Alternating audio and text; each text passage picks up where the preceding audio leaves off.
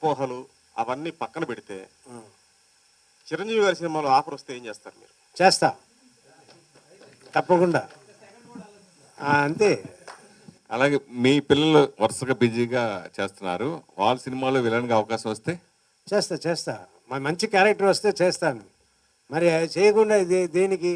కానీ నాకు ఒక డౌట్, విలన్గా చేస్తే తర్వాత చూసే వాళ్ళందరూ ఏ మాట అంటారంటే, మీరు సినిమా చేయండి, విలన్గా చేయొద్దు అన్నట్టు అంటారో ఏంటో.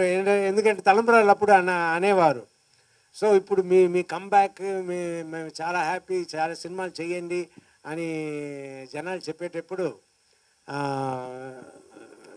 ఒకటి విలన్గా చేస్తే అప్పుడు తెలిసిపోతుంది కదా ఏంటి రిజల్ట్ అని. తెలియకుండా ఎన్నో సేవా కార్యక్రమాలు మీరు కానీ జీవిత గారు కానీ కొన్ని మహాశిష్యు ద్వారా మీరు జనరల్ సెక్రటరీగా ఉన్నప్పుడు కానీ ఎన్నో సేవా కార్యక్రమం చేశారు.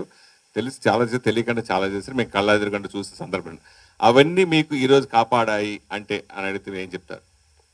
మీరు చేసిన ధర్మం తలై కాக்கும், ధర్మం తలై కాக்கும் అంటే తలనే కాపాడుతుంది. నువ్వు చేసే ధర్మం నీ తలని కాపాడుతుంది అన్నట్టు తమిళ్లో సేయింగ్ ఉంది. సో తప్పకుండా ధర్మం ఎప్పుడు మనం చేసే మంచి కార్యక్రమం మనల్ని కాపాడుతుంది, మనకు మంచి చేస్తుంది, అందులో డౌటే లేదు.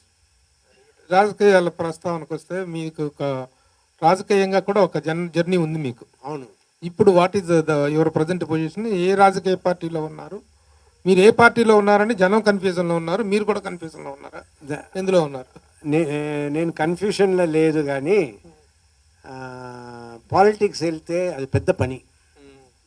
మేము వెళ్ళినప్పుడు అంతా మా పాకెట్ నుంచి డబ్బులు పెట్టామే, కానీ మాకు ఒక రూపాయి ఎప్పుడు వచ్చింది లేదు పాలిటిక్స్ నుంచి. సో ఖర్చులే ఎక్కువ. సో అలాంటి పాలిటిక్స్కి వెళ్ళి కష్టపడి పని చేయాలంటే పెద్ద పని. ఈ సినిమా పెట్టుకుని చేయలేము. ఒకటి సినిమా చేయాలి, లేదు అది చేయాలి. అది పెట్టుకుని ఇది చేసామనుకోండి, మన డేట్స్ అన్నీ ప్రాబ్లం వస్తుంది, మనం సరిగ్గా చేయలేము. అది వద్దు అన్నది మేము అనుకున్న విషయం. నేను ఇష్టపడిందండి అన్నీ.